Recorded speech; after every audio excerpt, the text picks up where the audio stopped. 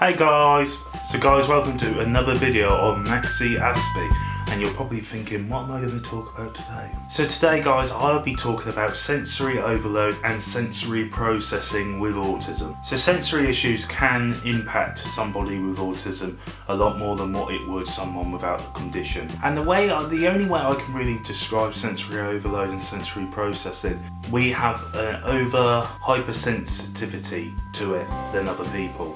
So bright lights, noise, sound, taste, touch, all those things won't affect people as much as it will with somebody with autism. I remember growing up, my mum would have to go through shops and put her hand down t-shirts because the fabric and the pattern on the top would be too much for me if I was to wear this shirt. If I could feel it on the inside of my clothing, it would often feel like somebody was scraping a pencil on my chest. For instance, haircuts. If someone's cutting your hair, it's actually more painful for somebody with autism because of that sensory overload. If we go into big places and there's flashing lights and too much noise, it can cause us to have an autism meltdown. It can cause us to have this sensory overload. When I was part of the campaign for the National Autism Society, we showed some of those autism sensory overloads that may happen to somebody who is going on to a job interview. But just for example, many people on the spectrum are hypersensitive to bright lights or certain light wavelengths from fluorescent lights. Many find certain sounds or certain taste to be overwhelming. Certain types of touch can be uncomfortable. So therapies that can help this is occupational therapy, speech therapy and CBT as well.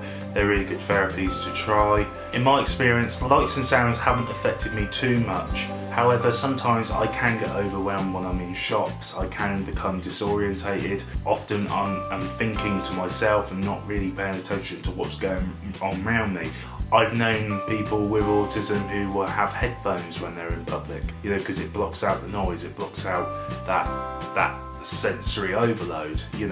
Lights can be a big issue, sound can be a big issue. The main one that affected me growing up was taste. Like I couldn't eat like a Bounty or for example, and still to this day I can't go on beaches because I hate the feel of the sand. I absolutely can't stand it. So, and also I'd never wear shorts. I still don't wear shorts growing up because I don't like that feeling. It's small things that have affected me, and those are just some of them. There's still certain things I can't do, like the beach, and certain fabrics I won't wear because I don't feel comfortable in it, and it would actually just ruin a lot of the day for me if I was to wear something I just wasn't comfortable in. But people do have it on a larger scale, to the point where it will affect somebody going into a job interview. It will affect someone who is going out and wanting to meet their friends or social activities. It can affect a lot. And I think when we see somebody who is in distress and we don't really understand why, and they've got autism, it's just important to realise that actually sound is going to affect them a lot more. Lights are going to affect them a lot more. All of the things that we take for granted are going to affect people with autism more. And I think sometimes people forget that because it is an invisible disability. You can't see it, and often than not, people expect you to be okay with these things, and they don't really take into account. We still lack in those areas, and it's not cost-effective things, so easy things that could be fixed. If you've got someone with autism at work, allow them to wear headphones to block out the noise. Let them listen to music. If they want to be moved somewhere, move them somewhere that's more quieter. Move them somewhere that's going to be more comfortable for them. Even in schools, if you find that headphones are going to work or anything like that. I know it's tough and I know it's hard to accommodate one person over someone else, but we have to get out of the ways of we have to treat everybody the same, because at the end of the day everybody is different, everybody's going through stuff, and when you have a condition, when you're in school or you're at work, at the end of the day you want to do your best, you want to learn what you can, and these things do get in our way.